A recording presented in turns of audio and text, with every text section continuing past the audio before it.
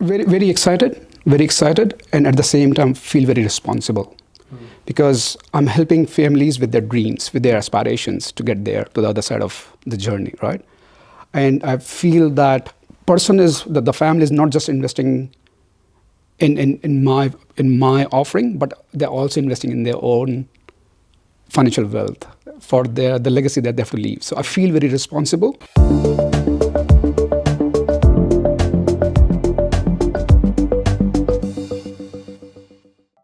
Welcome back to the Buyers Agent Institute show. This is not going to be the typical introduction. I'm here for round two with Vaibhav Rastogi, aka Rasti. So I'm going to be referring to him as Rasti. He's the director of Get Rare Properties. We did an episode last year in 2020 in case you missed it. So I'd visit that first before you tune into today. Rasti is in Sydney, living on the northern beaches. He has a really strong buyer's agent business called Get Rare Properties, as I mentioned earlier, which buys investment properties Australia-wide. So today, I wanted to take the opportunity to deep dive further into Rasti's growth. He's been achieving phenomenal business growth. So today, I want to learn what's going on, and I'm sure you do today also. So Rasti, I'm really excited to dive in today. Likewise, thank you so much for having me here, Ben. Really appreciate that. You're so welcome. So much has happened since the last interview, like exciting stuff. I'm watching you from the sideline. So I want to hear about your goals for this year. Sure. So my business model is very much focused on education. We ran lots of workshops, 6 in particular, last year alone. And what I actually got from there is that education is the missing piece or the link that I really want to bring forward to the normal average Joes and Jacks over there.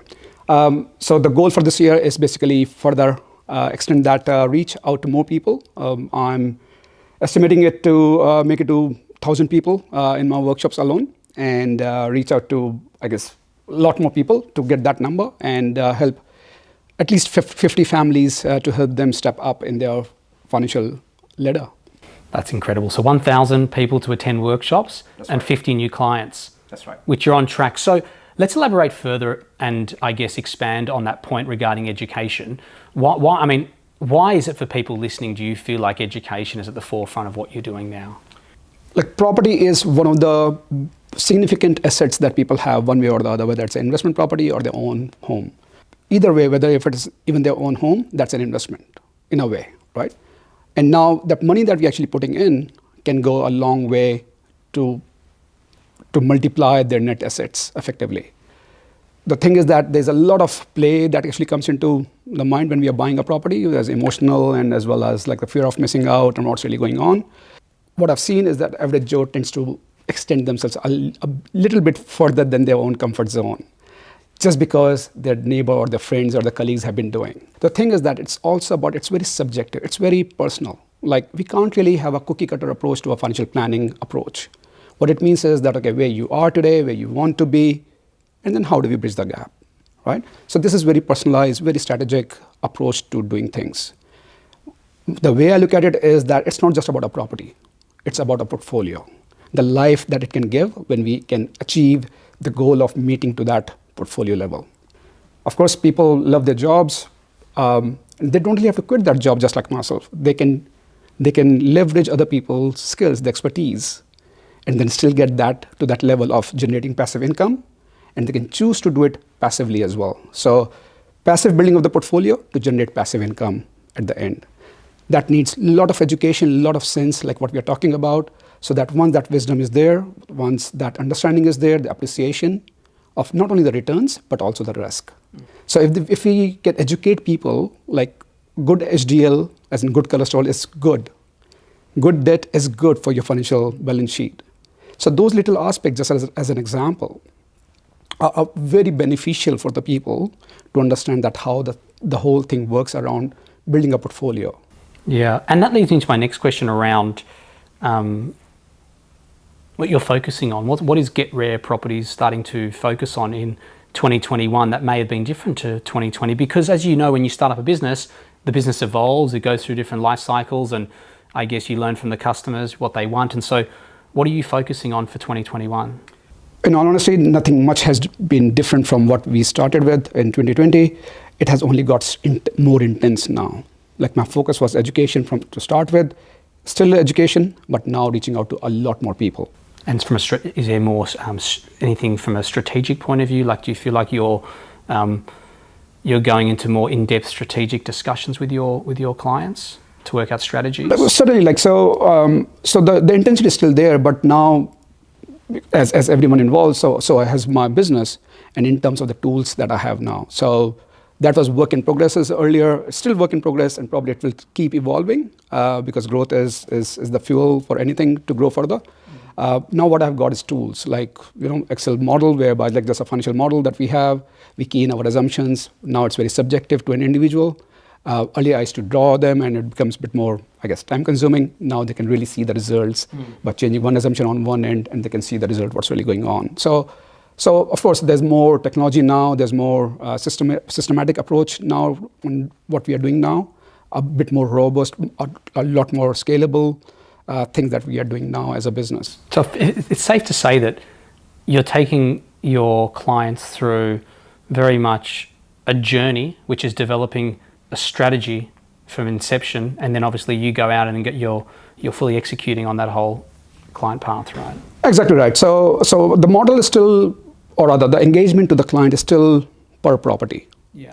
But the thing is that it's like, yes, we are, as a metaphor, if I can say this, it's like we are still building one story at a time in the building. But what my strategy session gives to us together is that roadmap, the blueprint of the whole building that we want to build. So for example, like what we have found is typically we need about 5 properties in a portfolio for the individual to have a meaningful impact on their lifestyle. Yes. Now, we can't really just buy one property today and come back later on and think about the second and the third. On the contrary, what I'm doing is that, okay, let's have a plan. Like, okay, these are the assumption sets, like how much cash flow we have, what equity we have, what sort of savings rate we are making. And of course, market is unpredictable, right? We can't really extrapolate the long-term capital growth assumptions on next couple of years. But of course, that's just an assumption. Yes. So this is a moving piece that we can always go and check with the reality of what is really going on. So that's where my constant review of the portfolio comes into play. So the idea is that, okay, we have to build a portfolio of 5 properties at least, or whatever the assumptions, like I'm guided by the family that I'm working with, and have that plan that, okay, like what that long-term strategy is spitting out as the next immediate purchase. So it's like a GPS, like the strategy works as a GPS. If I have to go to airport from here, I can probably think that, okay, it's in east. So I just can't really go in east direction. I really need to have a plan that, okay, we have to turn, maybe go to north first, then do whatever, right? So one step at a time, but have a very good clarity on the long-term goals. How happy are you now? Like we obviously had an interview last year, but now since you've left your corporate role, how long's your business been running, Get Rare? It will be turning 1 in February now, yeah. Okay, so happy birthday. Thank you. Early birthday. Since leaving the corporate world, obviously in the first episode, we went through your career history, right? You've got obviously a very impressive history, corporate, and obviously with education, with what you studied.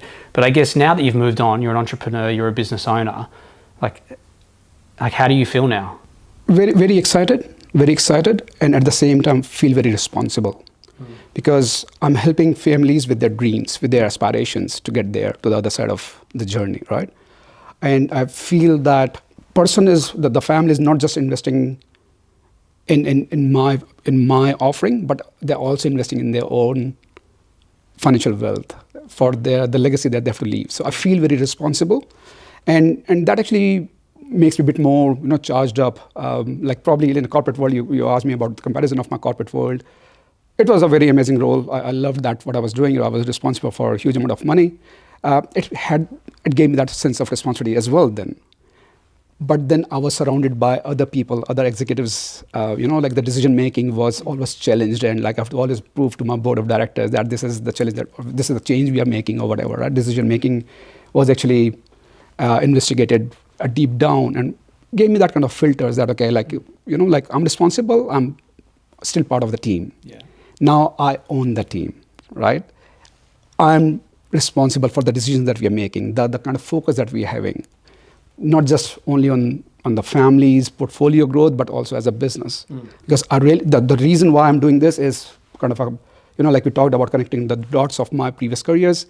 Now what I really after talking to many people over the last year, I feel that it has given the sense of purpose, a deep down purpose within me, like we call it as dharma in Sanskrit, which means the rightful duty. That's my dharma now, my duty now. It is an amazing feeling. It's an amazing feeling, and it won't be easy or successful the way I am without the help of my wife, Rupali. So she has been through this journey with me, and of course with my daughter as well. So it's thanks to her and the blessings from the God and my parents. So amazing. That's profound. Supply right now in Australia is tough, right? Yes. I have 1,000 buyers agents calling me every day complaining about supply. And it reminded me back in 2013 and 16 when I was operating and it was tough. How are you navigating through that? Obviously not your tricks, but I guess how are you finding it? Is it problematic for you? I'm just curious to kind of talk about that. Sure. So certainly it's problematic. It's not really as easy as, just finding the properties. And no doubt supply has been limited. But if you look at the ratio of the demand and supply, the demand is far more multiple of the supply. So as a ratio, which we look at as a measure, as an inventory as well, like it has been tracking very low. Early last year, we were talking about deep discounts, distressed properties. People were a bit worried that what might happen because of this COVID. And actually a great year for me to start the business, by the way. But coming back to the question, I think now the worries are over. We are talking about the vaccine, the consumer confidence surge we have been seeing. The index of buying dwelling is probably at the highest rates almost. Low interest rates, federal budgets, cuts over there, and the stimulus, like it's all pumping the money. And I'm not surprised. The reason is that if you look back at the history of the economy downturns, it's the infrastructure spending and the residential sector which has come back, which has brought the economy back. Yes. Because those are the two levers that government has, other than just controlling the inflation rate or the cash rate. The two levers that they have is to pump money. And the easy way for them to pump money is to go for the infrastructure spending. Because that will not only boost the money in the markets, but also the job sector. So I was not surprised. So I saw this coming, by the way. Now, how do I go about doing it is probably, I would say, the success of that, to be able to do successfully, is have that kind of relationship with the real estate agents. And you said earlier about your daughter could buy a property, right? Which, I mean, I think you're right in principle, like anyone can go out there and just, as a concept, and buy. But I think right now, it's very challenging. And so now is a time where people need to really consider that. A buyer's agent called me the other day and was talking to me about a prospective client called them and they were price shopping. And I said, price shopping in this market? You've got to be insane, because you need the best quality buyer's agents. Like if you have a back injury right now and you need to see a surgeon, you're not going to price shop a surgeon. You need the best surgeon to repair your longevity of your life, right? And right now, where supply is the worst, hardest it's ever been, you're not price shopping buyer's agents. You need to be getting the best quality buyer's agent. What's your thoughts on that? We always choose to go for an expert in the field, right? And buying is something that's so significant, and yet average Joes just go and do it by themselves because they think it's so easy. Just like my daughter. By the way, she's wise enough to know what the industry is all about. Coming back to your question, so true. And I think it's not just about the price thing. It's also about the strategy. Oh, yeah. Right? And that's where my focus has been. I would actually push back a person who's very keen to buy, and he's like, this is one going on discount. Discount to what? Relative to what? Relative to the other property, which might be very similar. That's okay. But when we are saying yes to our property, we are saying no to other million properties out there. So there's an opportunity cost. Sometimes delaying might be helpful in the sense that, okay, not today, maybe 3 months later on, there might be better opportunities as well, as an example. So just to quickly talk about how the market is going and how off-market listing does really help. I have been working on an interstate investor. We found a property off-market listing. The seller was happy to take about 380, 390 on that. We couldn't somehow move on that very quickly. The property got listed at 429 plus.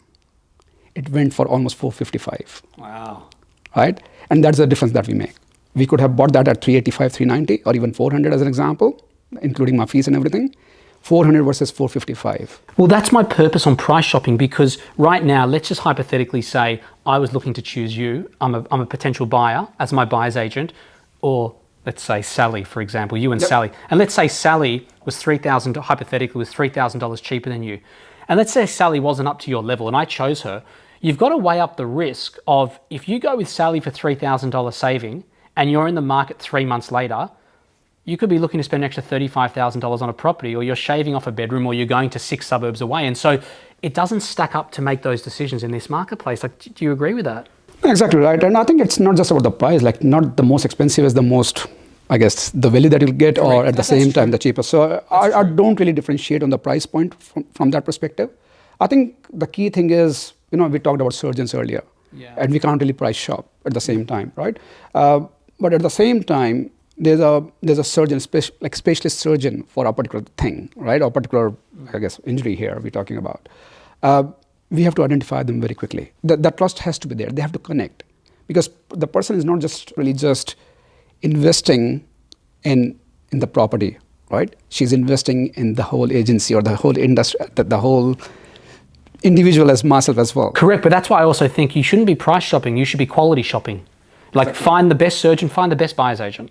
And if it comes at a higher cost, great, or whatever the situation is, but you need to find, this is a market where I believe it's very difficult to buy. Yep. It's super competitive. You mentioned earlier, real estate agents, relationships are critical. And so if you don't have them, you've got to accept that, acknowledge that. That's right. And outsource to an expert, and the best expert. I will also add that, even if an individual, average Joe, might have a relationship with the agent, selling agent, the challenge is that selling agent is doing his job. And due respect to him, that he's doing a job for the vendor. Right. And his job is not only to sell the property, but also to get the maximum best price possible. Correct.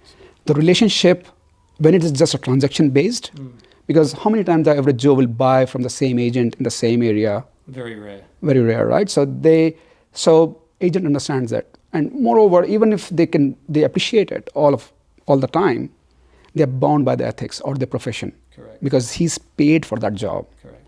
So emotional Joe, who has been spending 3-4 months understanding what the market is looking for, what he can afford, and what the mortgage broker is saying, how much he can borrow, Joe typically just go and find out what he can afford, right? And what his means. His frustration, what his family is saying, what kids are shouting up for, no more Saturday viewings. Yes. Plus, instead of going and spending time on the soccer field with his son, or netball court with his daughter, he's doing all this time with the real estate agents, jumping on the real estate websites, right? Now, what does happen? The frustration creeps in very quickly. 3-4 months, you can't really just go by that. Now, average Joe might get frustrated about that, okay, this house, I like it because it fits into my criteria. Price point doesn't matter now, right? He might have gone a bit more emotional than what he should have been. Now he tends to overpay. Whereas buyer's agent, the whole industry, we go by serving our clients as serving the buyers. And the job is not only to get the right property, but also at the right price. Not necessarily the biggest deep discount, because the emphasis, at least in what I do, has to be the right strategy, right location, then the right property. Of course, when we are doing the right thing by the client, it will come also as the right price as well. The probability of you as a buyer's agent getting a better result than a buyer is a lot better. And I don't think buyers can risk in this marketplace, as you were saying, because they know an agent from the coffee store, or they sold through that agent 6 months ago. They actually forget, which I learned over a long time, that the real estate agent doesn't work for you. They work against you, and they're like a tiger. When you walk into their property, you don't realize, or the buyer doesn't realize, that they're masters of body language. You don't even need to speak. When you walk into the property, they're going to know that you like it. By the questions you ask, they're going to know you like it. And then when you go to negotiate to buy it, they're going to screw you. And that's what they do. And they're excellent at doing that. And that's why some of them are so good at what they do. So true. And due respect to them, they're doing a great job. And the other thing I should also say is that, it's probably an average statement to say the industry is like that. Yes. When we are dealing with the real person on the door, on the negotiation side, we are talking with the best in that area, in that agency, right? So it's basically average Joe versus the expert in that field of selling it, right? So that's where the I guess, the playing field is not leveled. If one is a professional on the other side, on the negotiation table, or even the research side, because the other thing that I would also say, it's just not the negotiation. It's also about his job is to sell the stock that he has, 3 or 4 properties, or maybe whatever, right? But as a buyer, we have a choice to make among 15,000 suburbs. So how do we go about strategically thinking about what budget, what type, how is the ideal property looking like that fits in my whole portfolio journey? Again, I would probably bring it the discussion again that it's about portfolio. It's not about individual property. They're long term. It's long term thinking, planning, Yeah. and you're there to execute on that plan. Which I always think there's a disconnect. When I used to hire consultants at Cohen Hanna, like even in IT, there was always a disconnect between planning, strategy, and execution. You do this wonderful plan and strategy, but then we would as a company be left to execute, and sometimes we're very poor at it. So I feel like when they come to you, from what I'm hearing, from what you're sharing, is you're getting the full turnkey. Like you're coming in, you're getting the plan, you're getting the strategy, and then you are going and executing on that for them, correct? Actually, only the thing is that I'm doing it multiple times with them. Yeah. So yes, you're right, but only that I'll do it multiple times. Yeah. Because my value proposition is that not only I'll help you buy one property, but I'll buying it on the basis that it will actually help you, equip you to go and build your second story of the building very quickly. And if you think about it, it actually works both ways. Like our interests are aligned. Not only individual really want, or as a family want to build that portfolio, as a business we would be very happy to build for him or the family. So our interests are aligned, and we go on that journey together. I love it. We're going to wrap up very soon now, and I wanted to obviously finish off. Where can people, obviously this education piece is a big one for you. You want to hit 1,000 numbers this year, which I know you will. I mean, where can people find you? Like, would you prefer they dive into your education, or would you think they visit your website? I'll leave it to you to break out. Sure. So the website is www.getrea.com.au. And for the people who doesn't really know the full form, so it's an acronym, by the way, Getrea. It's actually Get Rich and Retire Early. And so that helps to remember that. So all the information is over there. Workshop is free of charge, by the way. As of now, because of the COVID, like it has been delivered online. I'm hoping that these restrictions, when they are over, I would be doing it in the boardroom to get people in the room and share my journey. So I'm very much on LinkedIn, Facebook, and I do write articles. Perfect. Thank you. I appreciate it. Awesome to chat again for round 2. Hopefully there's a round 3. For everyone listening, he is more than one book of knowledge. He's, as he said many times, very focused on education. So you'll see the links on the screen for you to see his website or visit his workshop. I'd highly recommend checking out his workshop. Hope you got value out of today. Reach out to Rasti. Like if you want to chat to him one-on-one, or you have any questions to further extend on any points that we discussed in this interview, reach out to Rasti. See you next time.